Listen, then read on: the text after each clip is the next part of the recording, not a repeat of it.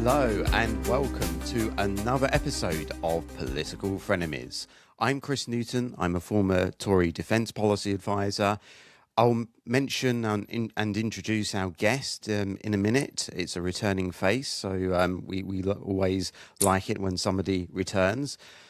But I suppose I better say hello to my co-host, Mathew Hulbert, Lib Dem activist and former councillor. Hello, Mathew. What's up?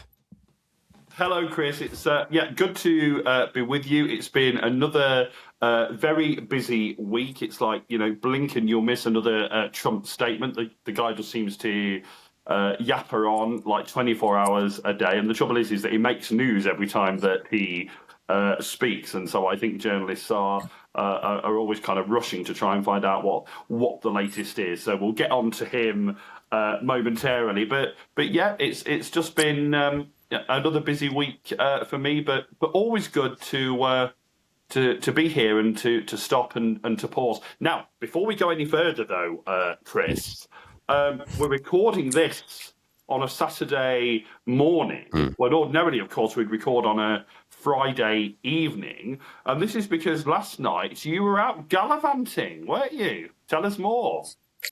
Yeah. I mean, I was out at an event. It was a private event, so I'm not. And I was a guest. I was a guest, so I'm not going to divulge kind of details. Okay. But I might have met a senior Tory, a member of the shadow cabinet, during it. But yeah, I'm not. Now that I'm getting on a bit, I'm getting a bit old. I don't have many of these kind of nights out, like partying. So I might not be 100% on form today. Put it that way. There you go. So he can't tell us any more, but he was out and about with senior Tories. So there you go.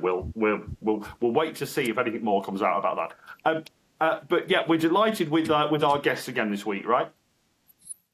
Yeah.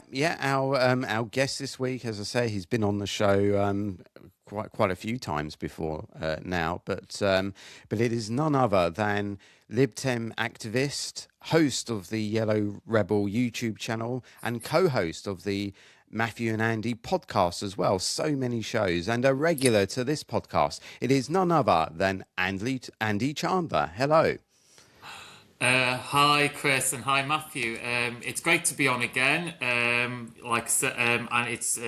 Chris, you going out? I didn't think you leave. I never thought you left that room there. I thought you were just heavily barricaded. So that's nice. Occasionally, I get let out. Yeah, occasionally once a year. On your license, yeah. But yeah, it's great to be here again. And just I think, like Mathew said, just been a very, I think not been a very eventful political week, but still a week in which one particular person has basically just sucked out all the air and all the political vacuum that happened this week. So I'm looking forward to it. Now, can I just mention that me and Andy had a bit of a breakthrough this week with Mathew and Andy that I just want to mention because it's not been the easiest of starts, because our first episode YouTube decided for various reasons that it didn't want to allow up, and there was issues with Spotify as well, and so it was the worst thing, because obviously you want your first episode to be very available and very out there, and we had all sorts of issues. Which Andy, bless him, sorted out, which was great. But it was a difficult start for us. But this week we had a breakthrough, because a short that Andy put together, I don't know if you managed to catch it, Chris, but where me and Andy talked about cinema etiquette. He's a number one. But it has got more than 1,000 views, which for us is a real breakthrough for us and for our pod. So just thank you to the gods of the YouTube algorithm, for alighting onto that. But we've been. I mean, we always really love recording it. It's always such fun. It's basically just me and Andy having a chat, and it's great. But sometimes if the numbers aren't where you want them to be, it can be a bit despondent. So to see that this week really break through has been really good. So we're really excited about that. Congratulations for that, and I'm sure just like with this podcast, your podcast will just continue to grow. And do check that out, and I'll put the links to both channels in the description. So if you want to check that out, then and I encourage you to do that. But congratulations on that. In terms of what we're going to be talking about this week, well, as Andy said, there's only one real sort of story in town, although we will talk about others as well. But the main part of our podcast, we will be talking about Trump, all of what he's been doing, what he's been saying, Starmer's reaction, and especially from the point of view of our podcast, whether this transatlantic relationship, whether this relationship between Starmer and Trump is now well and truly off the rails. We'll also talk about the resignation of Andrew Gwynne and Andy Burnham potentially standing in his seat. We'll also talk about the official announcement of 29 local council elections being cancelled. And we'll also talk about the latest in the psychodrama between Reform UK and the Conservatives. So a jam-packed episode. Let's get started, shall we? Okay, so it's been another dramatic week in international affairs, and it looks like the transatlantic relationship is in a very precarious state. Trump's been doing making various statements, making various threats.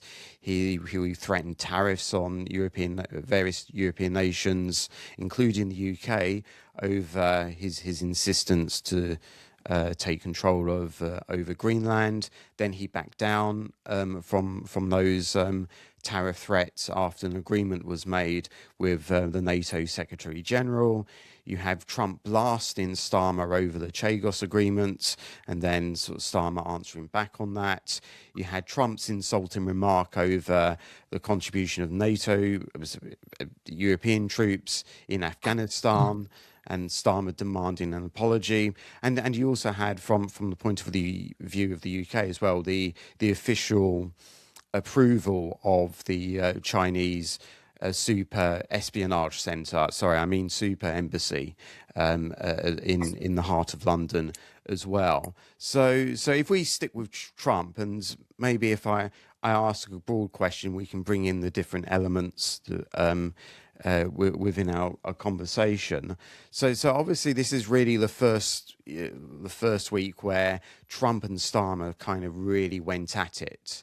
And it's always been my impression that this sort of friendship, in inverted commas, between Trump and Starmer was always a bit fake. It was always a bit of a facade. Have the gloves really sort of come off now, and are we seeing now a real rift in the special relationship, in the relationship between the UK and the US? Andy? Well, you say, are we seeing a rift of the relationship? Has the relationship ever been there at all? I mean, the whole sort of point of Starmer's sort of tick for tack trying to appeal to Trump is that if we appease Trump, then he will be more favourable. And I think this is proven to not work. And it reminds me, I don't know if Winston Churchill said this, so this might be a Winston Churchill quote, but I think it reminds me of the quote, if it is from Winston Churchill, where he said, "You can't negotiate with a tiger when you've got your head in its mouth." And I feel like this has been a perfect example of this for Trump. Trump likes strong men. It's been well noted, and I think we've been looked rather feeble and weak when it comes to Donald Trump. And I don't think we've really gained anything from this. Now, I do think we need to edge caution when it comes to our approach to, for example, like Greenland. I think, because Trump is quite reactionary, and I think reactionary approaches very seldom bring good political results. And I'm already hearing from some disgruntled members of parliament, and particularly from the Green Party leader Zach Polensky, that we should remove American military out of our bases. Now, that sounds quite desirable, probably morally right, given what Trump's rhetoric's been saying as of late. But I think we've got to be very careful about this, because we share a lot of these military bases with America. I know someone that works for BAE Systems. We are so dependable on American defences and American defence contracts. And as much as I want us to avoid hard power when we can and to exercise diplomacy and soft power, the fact is we do need to have a strong, capable military. We do need to have hard power as a deterrent and for our own defences. But we have just not got the capacity there. You know, we need to start building our military, our reserves, and doing homegrown productions and munitions, and also and within Europe as well. So I think we do need to edge a bit of caution there, which is why I think I quite welcome what Ed Davies' approach has been, is that we should be leaning onto our European allies. We need to sound tough and to sort of stand up to Trump, but not be so equally as reckless as Trump when it comes to sort of the rhetoric of it. But I think this. You're right. I think this is going to start. Well, I mean, undermine the relationship. I don't think it was there to begin with under Starmer and Trump. I think Trump has literally played a trump card when it comes to playing with the UK on this. And yeah, I think there just needs to be a serious reevaluation of how we approach this. And I welcome leaders like Macron and Carney, and just I think Trump weirdly respects those people, because again, Trump likes, you know, it's the strong man theory. He likes strong personalities, strong leaders. He might not agree with them, but for him, there's an appeal there. He works as a businessman, and if you just bend over backwards and just let him get everything he wants, then it's a bit like the kid that says, "Oh, I want a cookie, please." Okay, you can have one cookie. Oh, can I have another cookie? No, you've already had one. Oh, please, I want another cookie. Go on, have another cookie. And they don't learn. You have to treat Trump like that kind of child. If you just keep giving in to Trump, then he's not gonna learn consequences. There's gonna be consequences. So yeah, I think there has to be a real serious reevaluation of how we approach Trump from the UK government, from Starmer. And maybe they should learn lessons from Mark Carney and President Macron, who seems to, at least is seen as a lot more respected than our Prime Minister Starmer. There are two interesting issues there which I'd like to put to Mathew. The first is, it's quite something after like over 20 years of repeatedly saying that hard power ultimately matters, and the left like not listening to a single word that I'm saying, and even elements within the Conservative Party not taking that particularly seriously, is now something to hear the left saying we're in a world where we need to build our militaries, hard power matters. The Mark Carney speech was quite something, you know, in the sense, well, the rules-based order is an illusion that's only held together by people's willingness to back it up by force. So there's the question there of, does there have to be now a kind of a reevaluation in terms of the prevalence of hard and soft power within British grand strategy? But the second question is, who's doing the right approach here with regards to Trump? Has Starmer done it this week? Should he be more like Macron, as Andy said, or should he have followed more of the approach of Mark Rutte, who was much more conciliatory and seemed to have been able to get this agreement over Greenland with Trump, although many have attributed it to the markets, the government saying, "Oh, it's it's the British, it's us," and so forth. Where do you stand on that, Mathew? Well, I mean, where to start on this? I mean, I just feel like I've spent so much of this week listening to the comments of Donald Trump. I mean, literally hours of listening to him this week. So I feel like I deserve a medal just for that. And the guy makes news every time he speaks, and he knows he does. So a couple of things on this first of all. So at the start of the week, I did a bit in my column for Lib Dem Voice, and perhaps I was a little bit unfair, but I was trying to make the rhetorical point, which I think I did, when I said what we wanted from Keir Starmer was a Love Actually moment, and instead what we got was Mr. Bean. And I'm sure people know Love Actually, the famous scene where the Hugh Grant character, the British Prime Minister, actually stood alongside the American president, basically said to him, "This relationship is no longer special, and it's no longer special because you do not respect us. It's a one-way street." Now, we all know in realpolitik you're probably not likely to get anything ever as dramatic a scene as that. But Starmer's speech early on in the week, when he held the press conference about Greenland and Denmark, and what Trump had been saying at the time about potentially, going in and having military action to take over Greenland, and therefore we would have had NATO country against NATO countries. Starmer did his usual thing of just sounding a little bit, as if he wanted to make some grand statement, but daren't quite do it. Now, I understand that the realpolitik is that he probably feels that he needed to be as diplomatic as he possibly could. But I think for a lot of Brits, we just wanted him to show, just like Andy says, actually, there's different ways to show strength to Donald Trump. And I think he actually, you can be one of these people that just is a yes man. But actually, Trump will sometimes comment on that. Trump will say, "Oh, yeah, this person's just saying everything I want to hear, and actually, I don't respect that particularly."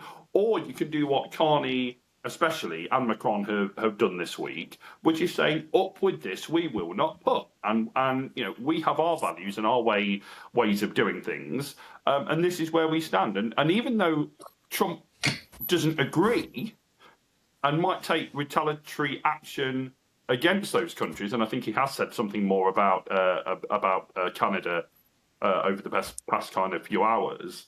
I do think that he respects the fact that these are leaders that are standing up for their countries, as he would claim he is doing for his. And sometimes we've felt with Starmer that he's so kind of meandering and so kind of daren't say anything that you don't feel like he's actually standing up for British interests in the best way that he can. Now, fast forwarding in the week, after what the president said about our troops in Afghanistan, which we can perhaps get onto more fully in just a second. But I do think Starmer, in his reaction to that, in the little broadcast bit that he did last night, he was much closer to a Love Actually type thing. He was much firmer. As of course that he should be, if he couldn't be firm on that in defence of the 400 plus troops that died as a result of the Afghan war, then when on earth could he be? So I do think that Starmer had a bit of a shift as the week's events moved on. I then later wrote in a bit for Substack that Britain needs to look to Europe again. Now I know Chris will roll his eyes about this. I know he will, but I am a proud European, and I think ultimately we are where we are in the world. We are literally in Europe. We will always be Europeans in that sense. And I think Europe needs to find its strength. Europe needs to, as I wrote this one, it's always kind of threatened to be its own kind of power block in the world, but never quite actually got there because it relies so much on the United States. Now it needs to become a proper power block, and it needs to up its spending on defence. I would argue that shouldn't come from spending on public services like the NHS. It should be a separate pot of money. I don't think one needs to come from the other. But I do think that Europe needs to be able to properly defend itself and stand on its own 2 feet, because I'm afraid, and this really saddens me, because, I have a great love of America. I've sadly never visited, but I hope to, in the coming years. All of my cultural reference points are from the United States. The films that I watch, the music that I like, the TV programs that I've enjoyed. I have a great love of the idea of America at its best. But I'm afraid America under Trump and under potentially a number of his successors is not a reliable ally. And whoever thought that we'd be saying that about the United States? So I think we're in a very dangerous situation. I think Starmer needs to continue to show strength in the face of what is happening. Okay, since you've raised the EU, let me remind everybody about some of the antics of the EU towards Britain in the past. I mean, you've had, for example, the French threaten to cut off electricity to Jersey at one point. You had the French, all these French fishing vessels blocking St Helier at one point. But this is when we left the EU.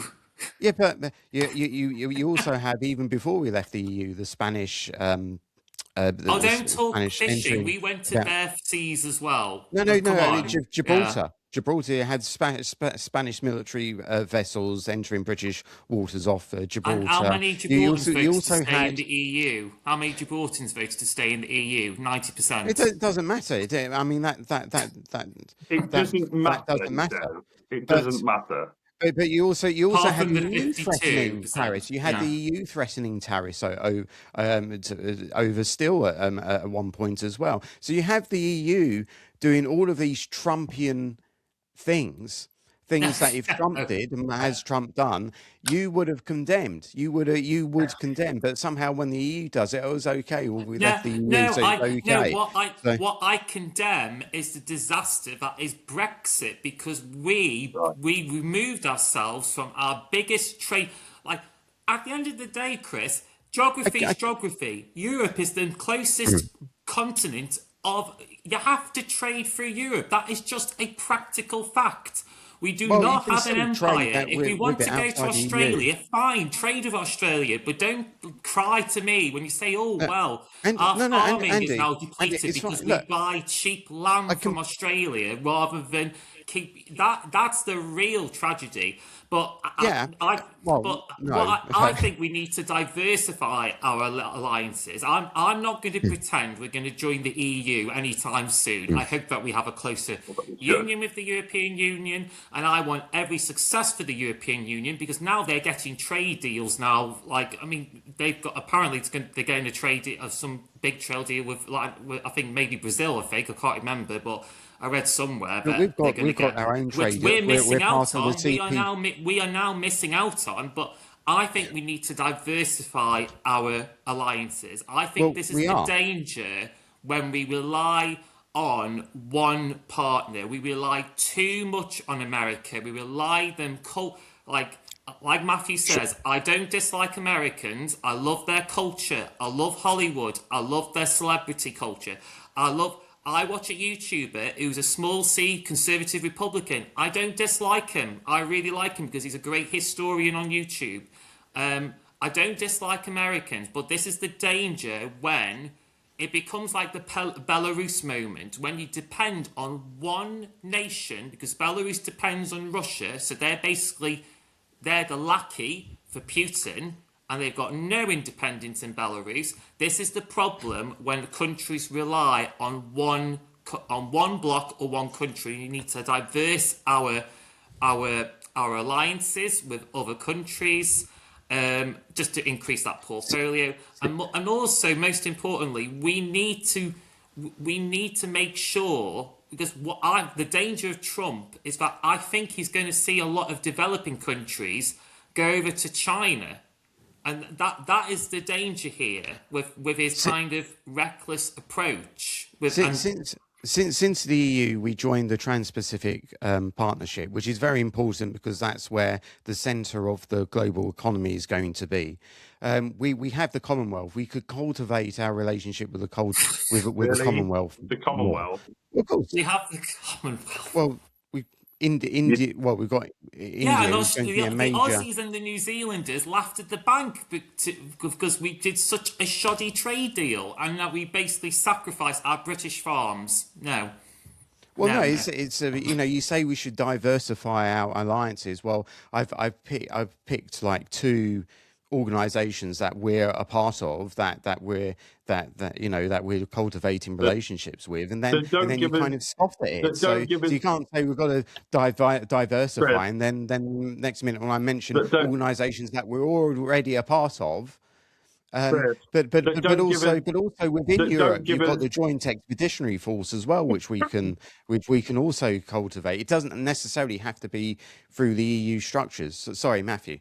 that don't give us anywhere near what we had when we were a member of the European Union. The fact is that Brexit has been disastrous, not just for our economy, but also for, and perhaps even more importantly, for our place in the world. And the fact is that, I mean, I agreed with Tony Blair back in the day, and back when we had more reliable US presidents, that Britain's ideal place in the world, is as a bridge between the European Union and America. We're now neither fair nor foul. We are not in the EU, and therefore can only ever play a secondary role in European affairs. But neither now do we have a reliable partner in America. And Britain is stuck as an island nation in the ocean, not being able to be fully part of either side, and not able to act as that bridge between the two of the great power blocks. And that is I think you do us directly down. I think we that, still have the capability to do that. and that is well. But Not that. I would argue that is directly Potentially. because of you and your fellow Brexiteers' obsession with us leaving the European Union, no matter how much damage it did to us. And I think you lot need to seriously have a look at yourselves in the mirror about whether it's been a good thing for our nation or not. I think the potential there for Britain to act as the maritime pivots between all of these different parts of the world that we've mentioned. We just got to seize that opportunity. And the fact of the matter is that We had just got governments to that believe in didn't. it, guys. Like No, you've got to Tinkerbell, do we've the just work. got to believe. You've got to I develop our believe. military capability, which underpins everything, and then you've actually got to cultivate these relationships, which this government doesn't seem to be particularly interested in doing. That's what we're talking. That's what we talked about at the start. That everything now is underpinned by hard power, and if we develop our military, then people will take us more seriously. Well, I think I do. Well, like I said earlier, I think it saddens me that we need to use hard power. I think we should try and use as much as we can soft power and diplomacy, because I think they do matter. Take, for example, China's road and belt policy. That is pretty much economic and soft power, and they're having huge influence in Africa because of that policy. So I think it has to be a bit of both. But I think fundamentally, if we're going back on the question of Trump, I think what this has shown is that how fractious and just basically chaotic this relationship is. And I think we have a government that basically, I think if we just get into Keir Starmer's mind, he's a sort of technocrat. He likes predictability. He likes just sort of order and stability, and just things to be very pedestrian-like. But he's dealing with a president who is just so unpredictable. And I think Starmer needs to really change tack. And I completely agree with Matthew's comment about, and I think Chris would also agree as well. I think the whole panel agree. His comment about NATO soldiers and that they did not contribute into, American-led wars, we should say. American-led wars. They were the kind of, they were the sort of poster boys for these kind of misadventures, whether it be in, the Gulf, the Middle East, or whatever. We lost hundreds of lives for our contribution, and for Trump to say that is absolutely despicable. And I think that was, like Mathew said, that was the closest thing Starmer got to actually showing outrage. And I think had he not done that, then I think it would just make us look so weak and pathetic, really. And I think really this just it just really plays into we just need, it really does play into, we do need to sort of look more long term about how we deal with Trump, really, because again, he's a very unpredictable guy, and we need to be prepared for that unpredictability. And I think that does mean having to show a little bit of courage and standing up to him at times. I mean, sorry, Matthew, I absolutely agree, and I think he crossed the line with his comments about NATO troops. I mean, one, it was factually inaccurate, but we're used to that from Donald Trump. But even beyond that, I mean, it was such a disgraceful thing to say, and for the parents and spouses and etc., family and friends of the 400 plus people Brits who lost their lives, British troops who lost their lives in Afghanistan. I mean, I can't think of much worse that could have been said. I mean, absolutely appalling, and just goes to show that the guy doesn't think before he speaks, and in any sense at all.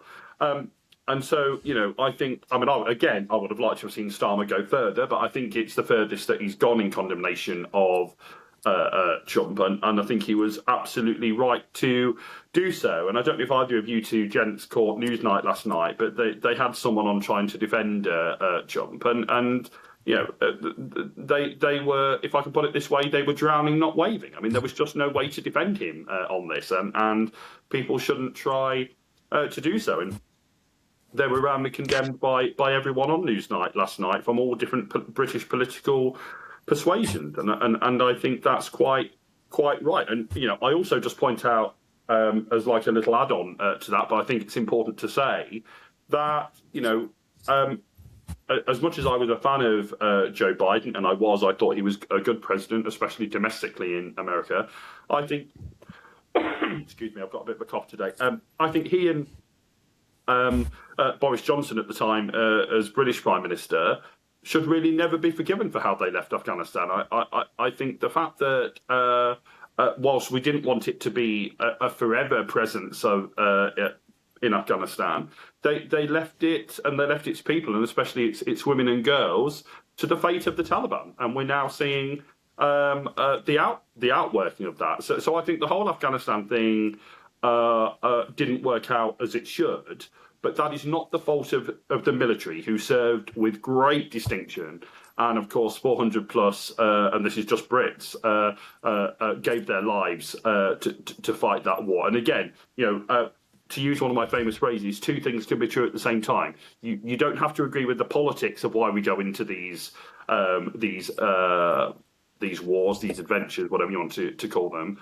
But that should never stop us from respecting the troops who, regardless of the politics, go out and do their duty and fight on all of our behalves. And so, look, I mean, I guess I understand the realpolitik means that we can't totally break ties with America, and perhaps neither should we. But after a statement like this from Trump, you do kind of think that, haul the ambassador in and tell him that unless there's a change, he can blooming well topple off back to America. But of course, that's never going to happen, is it? just to conclude and just to add my comments on the what Trump said about Afghanistan. I agree with you. It's absolutely insulting to the 457 troops that died. Is extremely insulting to our contribution. Now,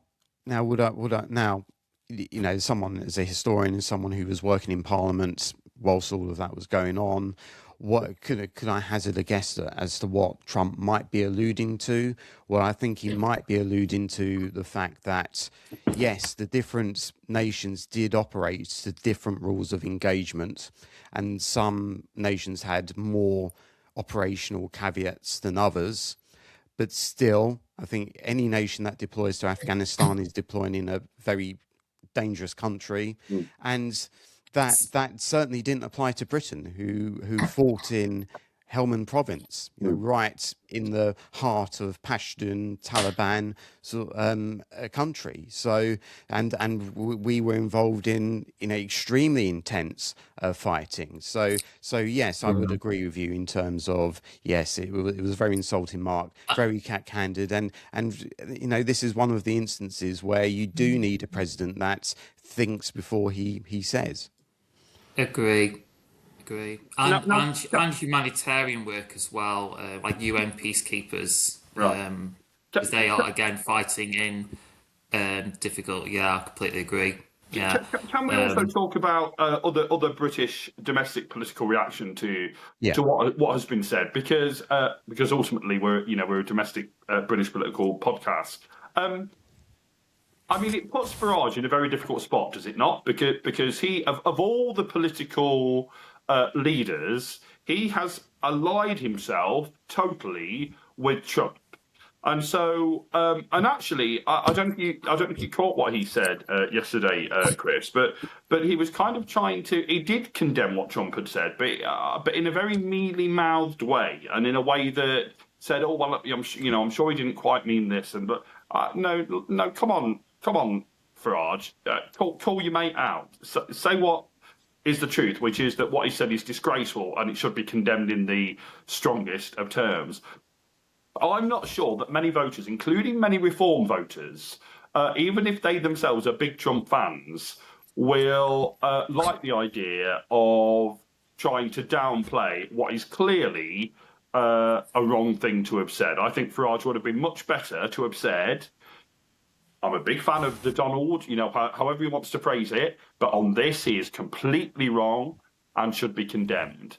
And I think on things like that, Reform come unstuck pretty quickly when their position is no longer a tenable one to hold. Yeah, so I think it really leaves Nigel Farage in an invidious position, and I think much more than the Tory leader Kemi Badenoch, who I think was able to give much more of the statement that you'd expect, which was that this is wholly wrong and should be condemned.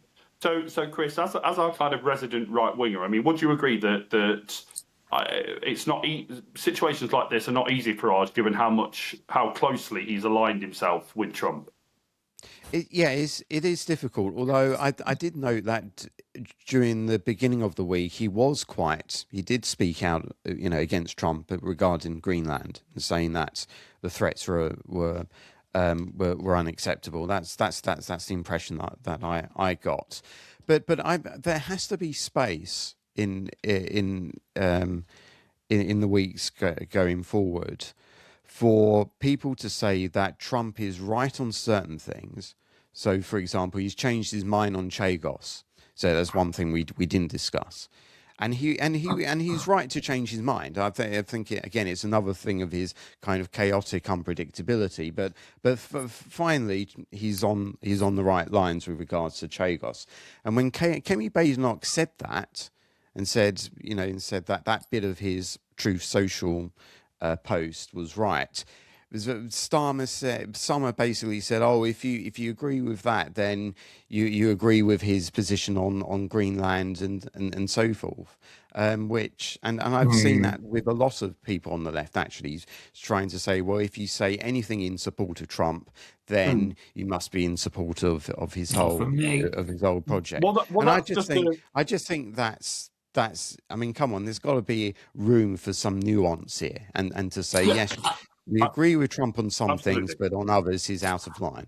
Absolutely, I completely agree, because I wish it wasn't done this way, but the fact that he was threatening to leave from NATO and he was asking NATO, I agree. We were lagging behind when it came to our defence commitments, and I agree. And I think actually where again, I wish he approached it differently, and I don't think he was the first president to call into question our defence commitment. I think Obama and I think Biden had many times called into question, and I think that maybe his approach, that kind of unpredictability and those kind of veiled threats, probably give Europe a wake-up call. So I think I agree, Chris, there has to be room where you can agree with Donald Trump, even if you question his approach.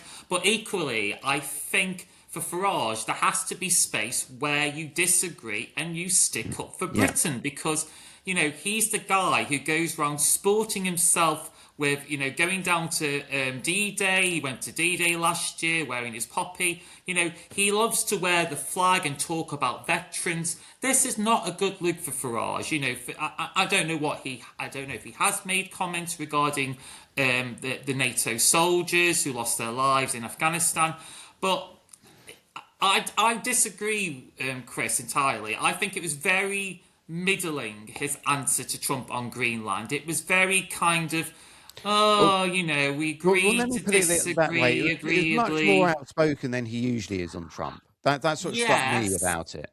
But that but doesn't take. Yeah, but Chris, that doesn't take much, does it? Considering that, you know, some might consider that he finds himself up a particular part of Trump, if I can put it in those terms. So I mean, any kind of criticism at all of Trump is a shock to hear from Farage. And as I say, the comments that I caught of his yesterday on what Trump said in regards to NATO troops in Afghanistan was very much kind of, well, on the one hand, on the other hand, and I just don't think that will do him any good whatsoever with Reform members and voters who claim from their own perspective. I mean, you could argue about this, I think, but who claim from their own perspective to be very patriotic people who love kind of king and country and all the rest of it. And I think him not full-throatedly defending our fallen troops will not go down well. Yeah, and if he wants to be prime minister as well, he's got to be prepared to stand up for us as well. Sorry, Andy. I was going to quickly say, I think I'm going to give two people here. I think the two people that came out better from this was actually Ed Davey, and I'm actually going to say Kemi Badenoch. I think they were the two people that actually came out better from this, who actually stood on sort of principles and values, and I think they need to be commended. I think the ones who looked really pathetic and weak was Starmer and Farage, but for different reasons. So yeah, and I agree with what you just said, Chris, about And I should just say I agree, and I think actually, and I mean, you know, we would say this, wouldn't we? But I think it's true that Ed Davey has been proven right. That some people say, I think Chris has said that he is obsessed with Trump. But who has been proved right? Ed Davey has been proved right in saying that this is someone that we should not be having to deal with. Now, we do have to deal with him because that's the realpolitik of geopolitics at the moment. So he's not completely right then. But he is right, because he I don't think Ed Davey would say anything other than ultimately we have to deal with the American president, but we need to show strength. And it goes back exactly to what Andy was saying earlier on, is that I don't think Trump himself likes people who he knows full well really disagree with him, pretending that they're totally in agreement with him. He knows that they're doing that just to try and get into his good graces, and he often comments about that publicly himself, saying, "Oh well, yeah, they're all sucking up to Trump," you know. Why he refers to himself in the third person, that drives me crazy as well. I should just point out. But But so I think he does, even if he disagrees with the likes of Mark Carney, I think he respects the fact that Carney is doing what he should be doing, which is standing up for what he believes to be the Canadian national interest and doing so in strident terms. And actually, Carney's speech won universal praise, certainly from what you might call the liberal establishment across the world. And again, I watched all of his speech and thought it was a really thoughtful speech, a worrying speech in many respects, because he was talking about the upending of the kind of natural order of things, but an important speech. And again, the kind of speech that you'd like to hear from Keir Starmer, but he just doesn't quite have him in it to do it. And I'm afraid I don't know why he didn't go to Davos this week. Well, I mean, so Yeah. so just on this, apologies, and then I might have to actually get a drink because my voice is not really good. So just on that, I mean, it's interesting, isn't it, that the Starmer who is called Davos Man wasn't at Davos, and Farage, who likes to. I mean, I think Farage is as establishment as it gets, but he likes to pretend that he's anti-establishment and that he's anti the global order and that he's anti the likes of Davos. Where was he? Oh, that's right, he was in Davos. And by the way, I don't know if this is right or not, but I heard on the old grapevine that he didn't even get to see Trump in Davos, Farage. So that just shows. Does. He spends more. How great mates they are, doesn't it? That he didn't even get to see it. Spends more time in Florida trying to do a Where's Wally trying to find Trump. Right. Sorry, Mr. Trump's not in at the moment. Yeah, absolutely. And so he apparently didn't even get a glimpse of Donald Trump. So quite why Farage was there, I don't know. I'll tell you why Farage was there, because Farage loves that kind of thing just as much as anyone else, and don't let him pretend otherwise. He loves Davos. He's as establishment as he comes, Nigel Farage, and it's a real trickster thing, grifting, that he pretends that he's a man of the people type. He really isn't. Okay, right. I think we better leave it there. So on to the next item. So Labour MP Andrew Gwynne has resigned as the MP for Gorton and Denton, which is in Greater Manchester, and this potentially provides a path where the Mayor of Greater Manchester, Andy Burnham, could return to the Commons. Now, it has to be said that we're recording this on the Saturday morning. I think Burnham is due to make his decision on this, whether he will stand in the subsequent by-election by the time this episode gets out. Now you can react to that if you want, but perhaps if I ask a general question, with regards to Burnham, is something that I've kind of tweeted over the past day or so. I just think Burnham's a bit overrated. I don't. He couldn't beat Corbyn. His record in the Department of Health wasn't great. Even during conference, he kind of overplayed his hand. I just think is this just all hype? I suppose we're going to find out. Whether he has the balls to go for this candidacy or not. But any reactions from? Let's go with Andy first.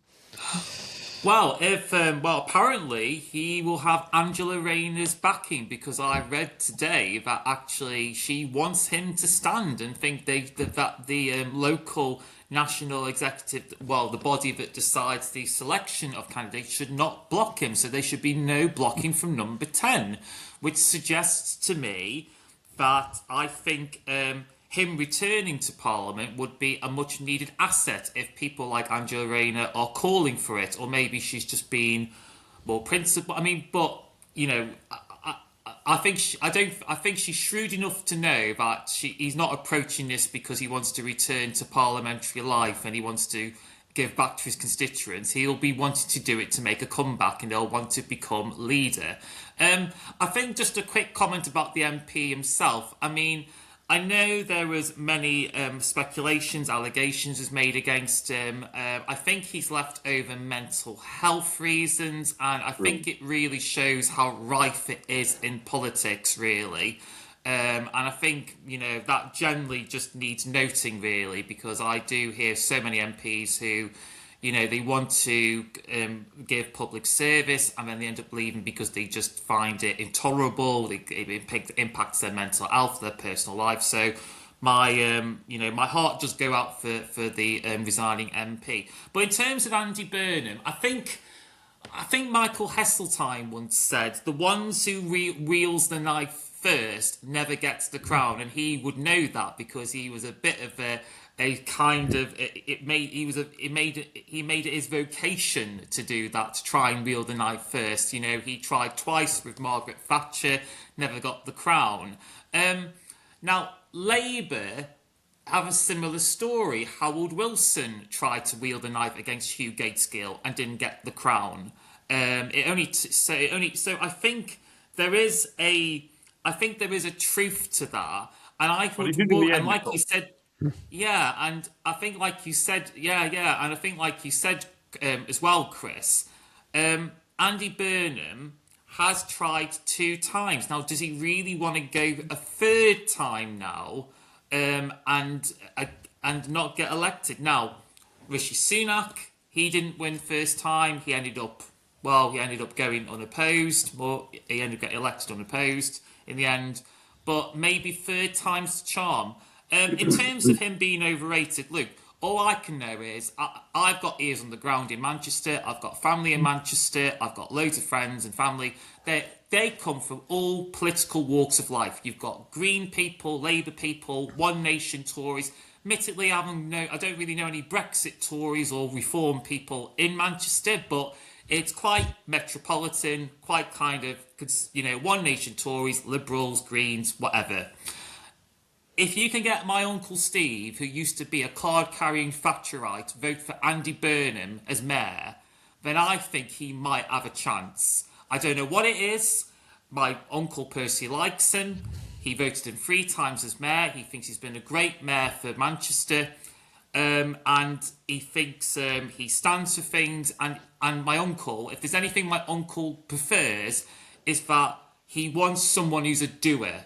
And he used to say, Margaret Thatcher, no matter how much you might have disagreed with her, she got things done. And he's got every confidence that Andy Burnham can do that.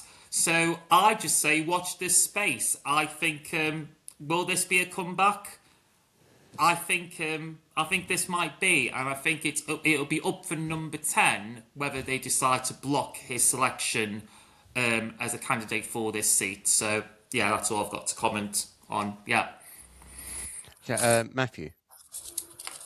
So I mean, as I say, it's a bit difficult for us in as much as is that pretty much by the time this goes out, we'll have a decision from Andy Burnham. So what I'm going to try and do is do a reaction to both things. So and then people can choose which one they listen to. So look, so my actual view is that I'm predicting that he won't try and stand for this seat.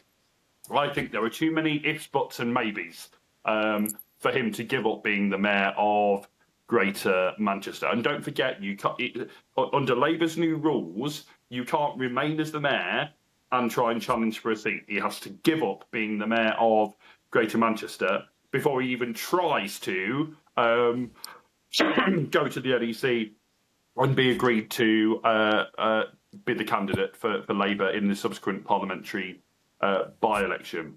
There's no guarantee that he would win the by-election. There's talk that Reform would throw the absolute kitchen sink at it. There's also reports that Zach Polansky might stand. He's originally from Manchester, and I think the Greens would be in with a good shout at that too.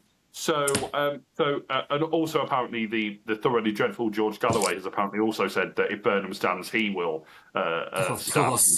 Yeah, I know. Yeah. And so it would be the most high-profile by-election I think we've seen in decades.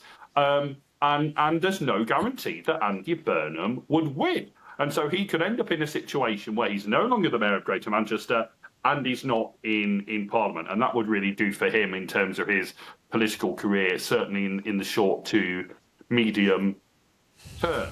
Now, so I don't think he'll stand. But if he does decide to stand, then all of those things are still in his way, but I don't think the NEC should try and block him standing. All that does is show that Starmer is weak and is frit of Andy Burnham. There's another way to look at this, and it's been really interesting to see some speculation over the past number of hours.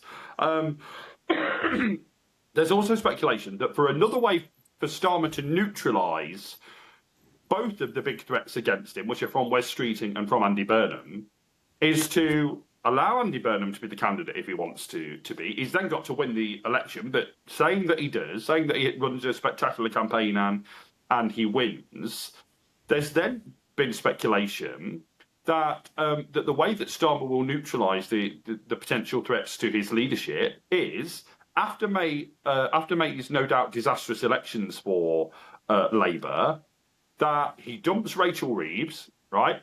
That he makes Wes Streeting the Chancellor of the Exchequer, and he makes Andy Burnham the Health Secretary. And by promoting them both, neutralises the potential threat to his leadership. Now, do I expect that to happen? No, I don't. But it's a really interesting theory of how Starmer might deal with the coming months. But as I say, I mean, my prediction is that actually Burnham will do a Burnham, and having marched his people up the hill, he'll march them right back down again and say, I'm carrying on in my important role as the mayor of Greater Manchester. So I really don't. I could be proven wrong by the time this podcast goes out, but I think that Burnham won't stand. I think he will stand, and I think the only reason being is that I think there's been polls that actually give it. There's a poll where if it was a Labour candidate, Reform would take the seat. If it with Andy Burnham, it'd be a tie. But if it's a tactical vote, I don't know why they've done it this way. They've done it basically to three different scenarios: Reform, Andy Burnham on the ticket, and then if there was a tactical vote, if people tactically voted sensibly, Andy Burnham would win the seat. And also, I've seen an article in The Guardian that Andy Burnham wrote, which suggests to me he is, if he's not trying to, well, it suggests to me that he has got his eye on the leadership, and I would think that now would be the best time to do it because it's a local area, it's in Manchester, he wouldn't be parachuted in. I just can't see there being another window for him to possibly make that challenge. But in terms of, I mean, I agree with all of that, but in terms of tactical voting, if Zach Polansky stands for the Greens are going to be voting for Zach Polansky. They're not going to be tactically voting for Andy Burnham. They were third in all those scenario polls, I will say. But I think it's doable. I know he's particularly in the centre of Manchester. He has got a lot of support from the Greens. Their city council, they're actually the official opposition to Labour, not the Lib Dems. We're third. So I think it could be doable, and I think that would be interesting if Zach was to put a challenge. And I think that would probably make Andy Burnham sort of pause for thought. Yeah. It is certainly interesting in terms of tactical voting because Andy Burnham has become a favourite of an organisation that I have some involvement with, which is Compass, which obviously advocates for tactical voting on the left to keep out Reform and the Tories. So Andy Burnham is a great advocate for that. But I just can't personally say, I think if Zach Polansky stands and the Greens seriously give it a go, I think the Greens will be pretty much 100% supporting their party leader to run for the seat, and will be voting for him. As for what the Lib Dems do, I mean, obviously as a card-carrying Lib Dem, all I can ever do is advocate for a Lib Dem vote in an election because it's in the party rules to do so. But what individuals do in the privacy of the ballot box is entirely up to them. Look, I mean, in one sense, I hope he does stand Burnham because, I mean, what a feast of a treat of a by-election this would be. I think we'd all absolutely love to see the campaign and the result and what happens. But part of me thinks that Burnham just won't quite have it in him, that there's too many blocks in the road for him to stand. But again, if he does, the attention, and Andy wins, and both of those are very big ifs at the moment. But if he does, and if he wins, the attention then turns to Starmer of how does he then deal with Andy Burnham? Does he try to leave him on the smouldering on the back benches, or does he do as I've just theorised and promote him pretty much straight into a very senior position in the cabinet? So all to play for, Chris. Yeah, and it just reminds me of because you mentioned Andy mentioned Michael Heseltine, but the one that comes to mind is Michael Portillo, who sort of came in. He obviously got voted out, came in the by-election, pretty much immediately, was made shadow chancellor, but didn't ultimately get the crown. So but he was a much different. I agree that's a comparable example, but Portillo was much different by then character to the most of the Tory members and voters, and so it was very it wasn't the Michael Portillo that had lost in 1997. Whereas the interesting thing about Burnham is that actually, as health secretary, it was really quite Blairite. I mean, he was quite a Blairite health secretary, and he's kind of travelled a distance to he's much more what we call soft left now, much more kind of in line with Angela Rayner and others, and Lisa Nandy and others on the soft left of the Labour Party. So, I mean, again, I mean, imagine, and this is all in theory, isn't it, at the moment, because who knows, but imagine, Streeting versus Burnham. I mean, that would be something, wouldn't it, for the Labour leadership? A lot of parallels between Burnham and Portillo, because both moved their political positions. I think Portillo slightly moved to the left. I wouldn't say by much, but I think he slightly moved. I think some would disagree with that. They were both, well, I think on Europe he had a very confusing position on Europe. He said we should leave the EU, but we shouldn't have a vote on it, which I never quite understood. But anyway, but I think they're both known as, they both became bottlers really, because I think there was moments where Portillo could have reasonably challenged John Major.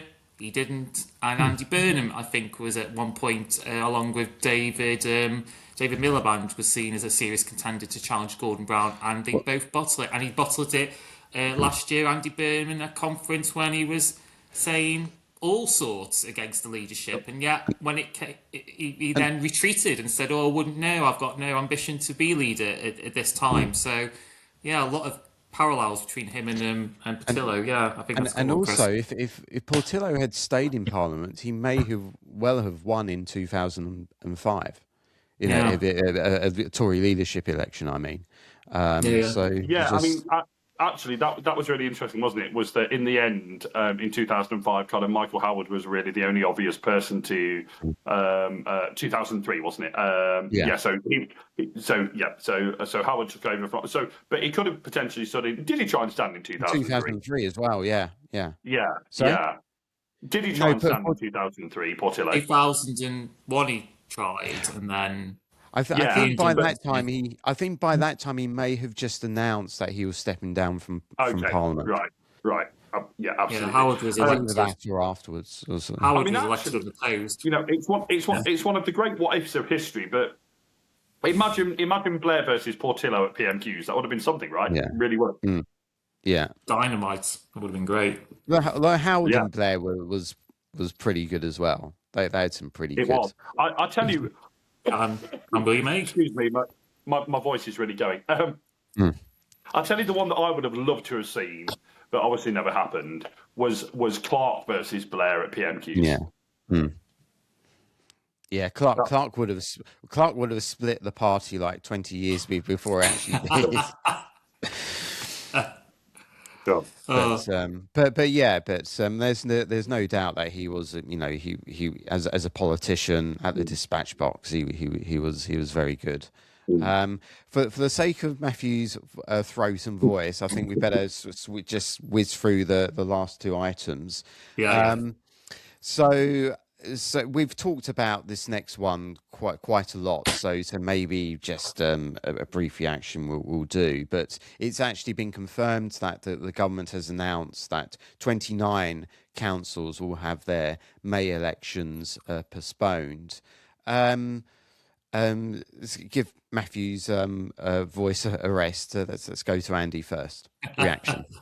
Well, it seems like a government that is just wants to completely undermine local democracy, and we've already now hear that they're now looking along with this as well. They're going to start merging police forces, which the Police Federation have taken quite a lot of gripes with. They think it will.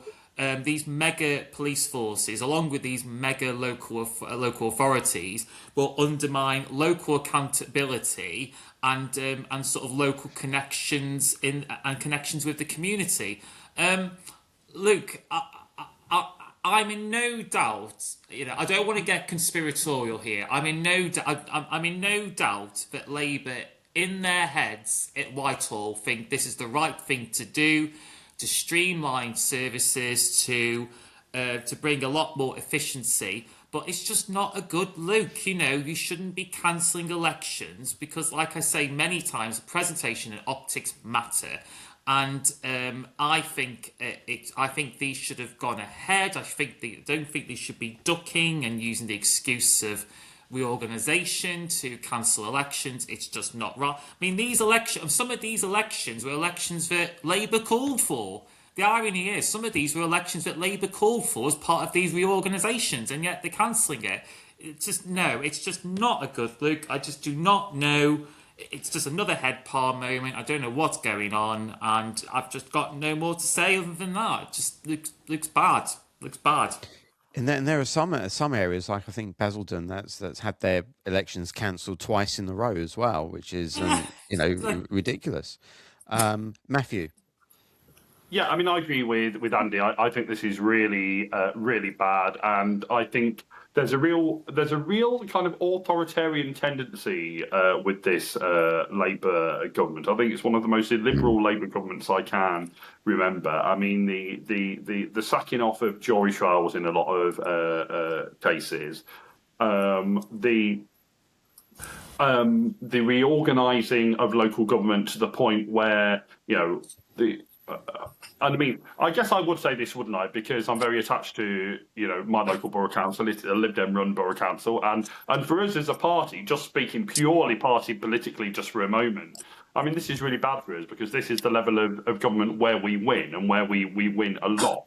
I think we run 70 some odd local authorities, either on our own or in coalition, and almost all of those are at borough and district levels, and those are the ones that are no longer going to be here. So purely from a party political perspective, this is really bad for us. But I think even looking beyond party politics, I think people, I know there's confusion with people about what layer of government does what. I'm not going to try and deny that isn't the case because it quite clearly is. But actually, certainly here in Hinckley and Bosworth, and Andy's visited me in Hinckley many times, and he knows this too.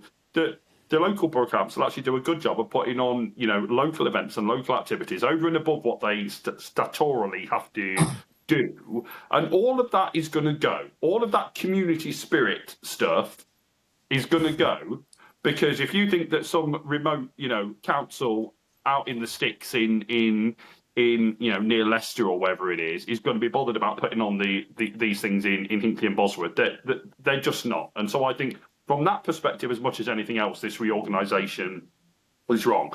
But even accepting that it looks like Labour is not going to roll back on local government reorganisation, so it looks as if, sadly, from my perspective, it will happen.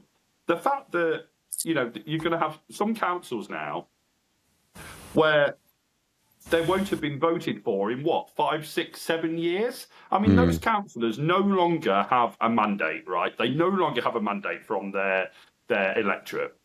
And I think it's shameful that Labour cares so little about the voters. And look, let's just be honest here. Let's tell the political truth. The reason they're cancelling these elections is not because of local government reorganisation. It's because Labour thinks it's going to lose all of those authorities. And I think it's right. I think it is going to lose all of those authorities. Mainly to reform, it has to be said, which saddens me. But also some to the Lib Dems and maybe the Greens and maybe even the Tories as well. But you can't just stop having elections because you think you might lose them. I mean, the nature of democracy is that some you win and some you lose, and I think it's pretty appalling. But I do think it's part of an authoritarian pattern on behalf of Starmer's Labour government. And well, I agree with all that. So yeah, a subject where we all agree on. How's about that? So okay, right. So I think because we've got to wrap up now, this is a bit where I think Mathew rolls his eyes this week because we're talking about the Tories and reform, and the psychodrama just continues. Jenrick's been giving interviews. He's been sort of revealing or allegedly bits of Tory strategy. So he accuses them of pursuing a 60-seat strategy. He's revealed and actually published a text message which the now chief whip sort of sent him about him having a place in hell and so forth. So it's all very messy. It's all very aggressive between reform and the Tories, and someone who stands at the intersection between the Tories and reform, I just tear my hair out and just what on earth is the right doing?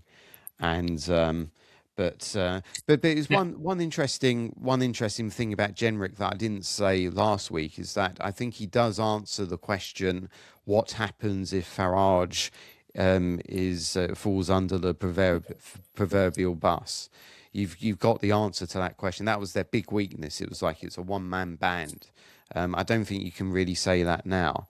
So that will pose real sort of problems for the Tories now in sense of that Farage is beginning to assemble a team which is beginning to be more than just about himself. Any comments or reactions to what's going on the political right this week? Well, I mean, look, I'm rubbing my hands with glee, right, and I'm getting my popcorn out. And we talked a little bit about cinema etiquette earlier on. I'm enjoying this film playing out of the right tearing each other to shreds. I say more of that, please. It's all good stuff. And yeah, I mean, the two sides are being really quite nasty about each other. And I did think it was smart of Jenrick at PMQs to ask a question that was totally non-party political. You could tell that Parliament, in a sense, was really disappointed. They really wanted to be able to have a good go at him, and I think Starmer did as well. But I think it was probably wise for Jenrick, certainly in his first PMQs question as a Reform Member of Parliament, that he asked a very serious question in the way that he did. In terms of, if Farage was to fall under the proverbial bus tomorrow, and let's hope that that doesn't happen, because that would be sad for his family as much as anything else. Look, I mean, actually, yeah, they do now have a big beast, a supposed big beast. I mean, actually, I've never been that struck with Robert Jenrick, but some people seem to think that he is a big beast in today's politics. But wouldn't that just mean, Chris, that they look even more like Tories 2.0, and that is what they're looking like. And by the way, what happened to this big Labour reveal this week? What happened? What happened to that? Kept getting pushed back. Yeah. Well, I think the official line was that all of the business with Trump is just going to. Well, that's every week, Chris. All of that. That's every week. Yeah. Right. You're never going to get this reveal. And by the way, if it does end up being Kate Hoey, then that'll be the biggest damp squib I've ever heard of, because she's not been Labour in years, and she was barely Labour when she even was Labour. And so if that is their big reveal, then I think they'd better perhaps think again and look for someone else very quickly, because that would just be pathetic in my view. There are also reports today that of speculations regarding the shadow cabinet or the reform shadow cabinet, and so I think Jenrick's up for shadow chancellor. And I think there's a post from Nadine Sahari as well. This is the thing, Chris. This is what makes people so cynical about politics. It's like he didn't get the top job from Kemi Badenoch. Then it just seems like a crony deal was made for him to be. If this is true, if he's going to be the shadow chancellor, then I think that's just going to make people so cynical about politics. Because I was going to say, to Jenrick's credit, he does have some kind of Trump-esque appeal that I think does resonate with some people. Now, I don't know if it's authentic or not, because he started off as a Cameroon and then he suddenly had this political awakening, supposedly. So I don't know how authentic it is, but I can see there's an appeal there. But all I can say is, Chris, is that I completely maybe not, I'm not empathetic, but now you know how we felt on the Progressive Party with the split between Labour, Liberal and the SDP. So I think it's time for you guys to have some humble pie. But we are splitting, but the problem is that you guys on the left are splitting even more. I was gonna add to that, Chris. I wouldn't worry too much about the split on the right, because I think we're doing pretty well on splitting ourselves on the progressive centre left. But, this is first past the post for you. So I know we're a domestic British political podcast, but I do just want to mention something startling, because I think it fits with this conversation. Something startling that's happened in Australia this week, and I don't know if either of you two guys are aware of this, but they have a permanent coalition on the right of Australian politics with I hate the fact that they're called the Liberals, but basically they're a Tory party. They're not a Liberal party, they're a Tory party, but they call themselves the Liberals. And the Nationals, which represent kind of country Australia, regional Australia. And they've had a permanent coalition both in opposition and in government for a very long time. Well, this week, major dramatic news down under, because I won't go into the weeds of it, but basically 3 national shadow ministers voted against the shadow cabinet line, but along with their party room line, and got chucked out of the shadow cabinet by Susan Lee, the Liberal leader. And as a result of that, every single national shadow minister withdrew from the shadow ministry, and it effectively means an end to the right centre-right coalition in Australia. And if they remain that way, they will have no hope at all of defeating the Anthony Albanese Labour government. And it's interesting also for this reason, that who is benefiting from this? Well, Labour obviously is, but who else is benefiting from it? Pauline Hanson's One Nation, which is kind of the reform-esque party in Australia, who are really going up in the polls. I suppose to put it to Chris, is the lessons that can be learned from Australia. Would it be better if the Tories and Reform try and do a Australian type, what was once the coalition under Australia, or do they coalesce around Reform? What do the right try and do now? I suppose that's what I would propose to you, Chris, if there's lessons to be learned from Mathew's Australian. We've gone worldwide now. Australian politics. Yeah. I mean, it's very. Who knows? It's very difficult to tell at the moment. I mean, there is, as you say, there is this theory that which Jenrick espouses, that the best way to unite the right is for one party to win out, and of course Jenrick wants Reform to win out, and then that's the problem solved. But the question is can Reform get above the 30%? We'll have to see about that. But I think one way or the other, and I don't know what, and I've said this consistently for weeks, I don't know what the model is going to be, but one way or the other, there's going to have to be some kind of arrangement, reconciliation, or whatever it is. Otherwise, we risk a Labour-Liberal coalition in 2029, which I certainly don't want. Well, I mean, of course, you do. Come on. Me and Andy would love to see that. And look, I think Ed Davey is absolutely lining himself to potentially be Deputy Prime Minister next time. But Chris, do you accept that just as on the left, where there's never been a reconciliation, this just might be the permanent state of things on the right, and that you have to accept that the right will now have at least two very active parties? Yeah, and I think one of the things that will get in the way is, of course, egos. You know, and that's unfortunate. That's not a good place to be. But I will continue to argue that the best way forward is for some kind of, you know, reconciliation at the very least between the reformers and the right wing Tories. And at least that makes sense. But for right wing Tories and reformers to attack each other, it doesn't make any sense to me. But I have no control, as you can see. I have no control over these things. So I'll just I just have to sit and watch and see how it all plays out. But I think we better wrap it up there for today. Thank you once again for Andy. It's been absolutely great again. I need to go and take a cough sweet now. I don't know what's been going on with me today. You're having a Theresa May moment. It becomes infectious, Matthew. I'm coughing a little bit. But thanks once again, Andy, and I'm sure Pleasure. We'll have you on. We're putting people on rotation. More fiery EU debates, yes. Yeah, reveling it, me and you. Yeah, I just sat back and let you two go at it. It was great. So.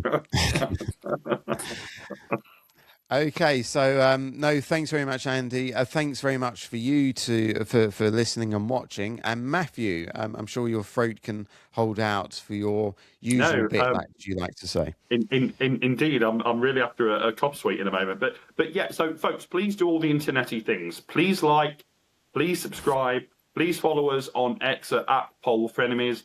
Please tell your friends about it. Our numbers are heading in the right direction, which is fantastic, and we really appreciate all of your support. I won't say who yet, but we've got another, all being well, we've got another returning guest next week, but someone that we've not had on for a little while. So do look out for that, and some new names coming soon as well. So keep watching or listening. That's right. Yeah, more great guests, more big news. I'm sure the next few weeks are going to be absolutely as crazy as the last few weeks of 2026 already. But that's it for today. We'll see you again next week, and do join us then for another episode of Political Frenemies.